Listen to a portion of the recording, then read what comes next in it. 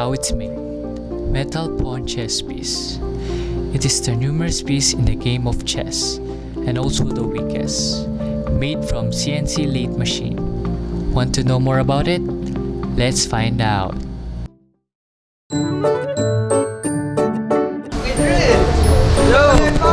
Oh, that's awesome! Wonder how it's made? Let's find out! Alright! And so, Mike and Aldrin, the two best friends, traveled together to see Mr. Yamaguchi's Industry Incorporated at the LaSalle University.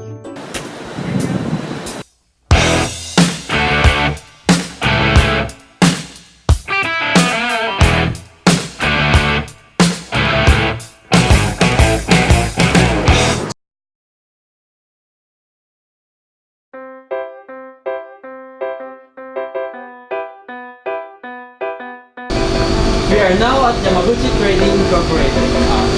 We are here to ask Sir Yamaguchi, the owner of Yamaguchi Trading Incorporated, for how this pawn piece is made. Hello. Hello, sir. Hello, children. Yamaguchi-san. How are you? Good.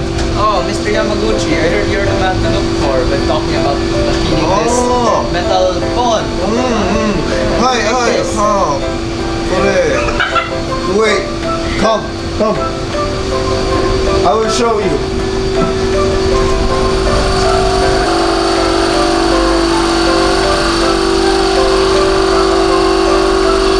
This is a central lathe machine.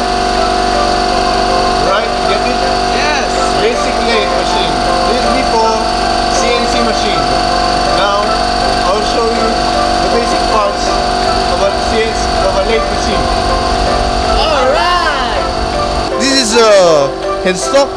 Everything here is headstock.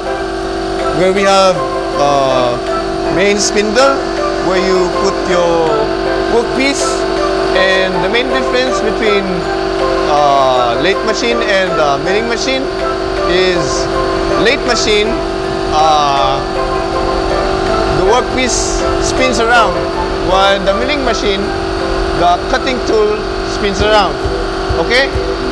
Then we have the bed, another main part of the lathe machine. The bed, and we have feed and lead screws. I think this is the feed and the lead screws. And we have lastly the tailstock. The tailstock is tool holder. Okay, Mamma Mia. oh, you know the basic parts of lathe machine. Now, I will ask help from my employee to show you how this piece is made. Alright!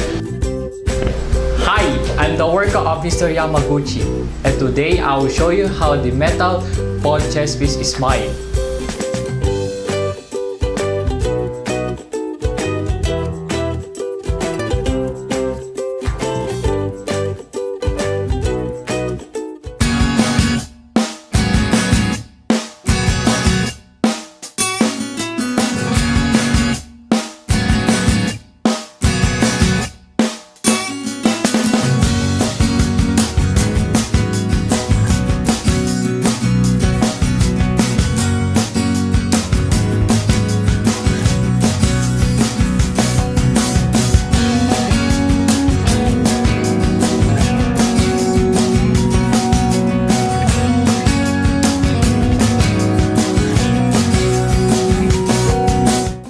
And now I will show you the history of Lathe CNC Machine.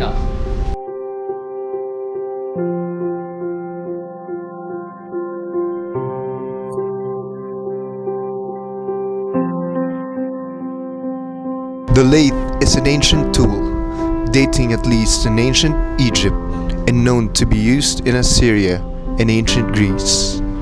The lathe was very important to the Industrial Revolution.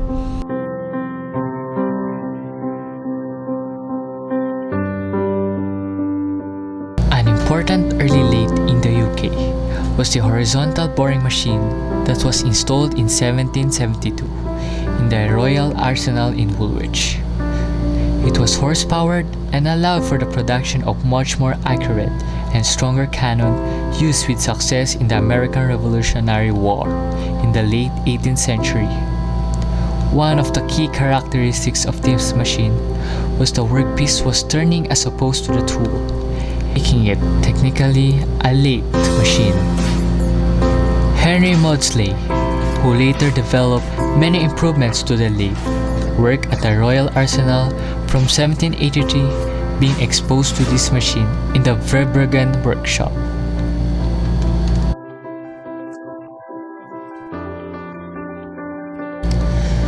During the Industrial Revolution, mechanized power generated by water wheels or steam engines was transmitted to the lathe via lane shafting, allowing faster and easier work.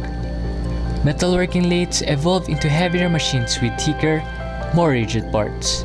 Between the late 19th and the mid-20th centuries, individual electric motors at each lathe replaced inline shafting as the power source. Beginning in the 1950s, servo mechanics were applied to the control of lathes and the other machines tooled via numerical control, which often was coupled with computers to yield computer numerical control. Today, manually controlled and CNC lathes coexist in the manufacturing industries.